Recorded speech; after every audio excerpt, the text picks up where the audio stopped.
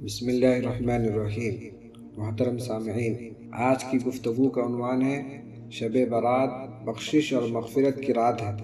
اس رات کو شب برات اس لیے کہتے ہیں کہ اس رات اللہ تعالیٰ کی رحمت سے بہت سارے لوگوں کو جہنم سے برات یعنی نجات ملتی ہے، اس لیے اس کو شب برات کہتے ہیں۔ شب برات سے متعلق متعدد احادیث ملتی ہیں۔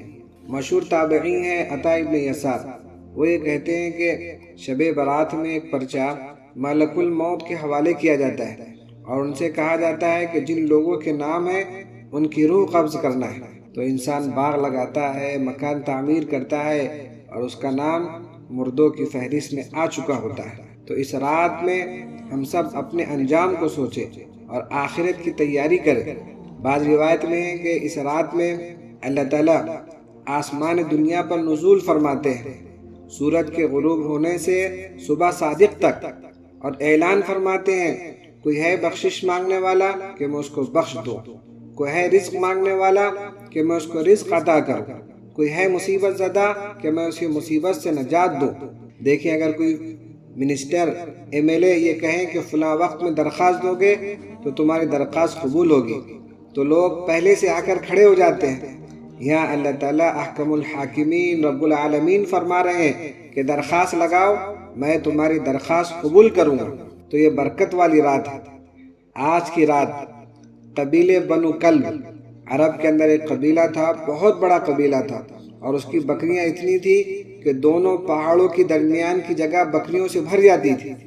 تو حضور نے فرمایا کہ اس رات میں قبیلے بنو کلب کی بکریوں کے جسم پر جتنے بال ہوتے ہیں ان سے زیادہ لوگوں کی اللہ تعالیٰ مغفرت فرماتے ہیں۔ مطلب یہ کہ بے شمار لوگوں کی مغفرت فرماتے ہیں۔ توبہ کی رات ہے، توبہ کرنا چاہیے۔ اللہ تعالیٰ قرآن کریم کے اندر فرماتے ہیں یا ایھا الذین آمنوا توبوا الی اللہ توبۃ نصوحا، اے ایمان والو اللہ کے سامنے سچی توبہ کرو۔ توبہ کا مطلب یہ ہے کہ گناہ پر ندامت ہونی چاہیے، گناہ کو چھوڑ دیں، آئندہ نہ کرنے کا عزم و ارادہ کرے تو اللہ تعالیٰ معاف کرنے کے لیے تیار ہے۔ لیکن میرے بھائیوں، بعض لوگ ہیں جن کی اللہ تعالیٰ اس مبارک رات میں بھی مغفرت نہیں فرماتے۔ ایک روایت کے اندر ہے کہ اللہ تعالیٰ مشرک اور دل میں کینہ رکھنے والے کی مغفرت نہیں فرماتے، باقی سب کی مغفرت فرما دیتے ہیں۔ تو ہم اللہ کی ذات اور صفات میں کسی کو شریک نہ کریں، کسی مسلمان سے دل میں کینہ اور دشمنی نہ رکھیں، اس کو تکلیف پہنچانے اور ذلیل کرنے کی فکر میں نہ رہیں۔ انسان کو انسان سے کینہ نہیں اچھا، جس سینے میں ہو کینہ وہ سینہ نہیں اچھا۔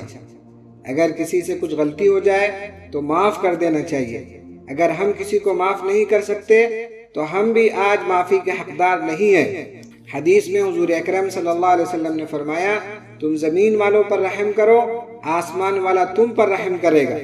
اور بھی گناہ ہے کہ پیجامے کو ٹخنے سے نیچے لٹکانے والا، شراب کا عادی، والدین کا نافرمان، رشتوں کو توڑنے والا۔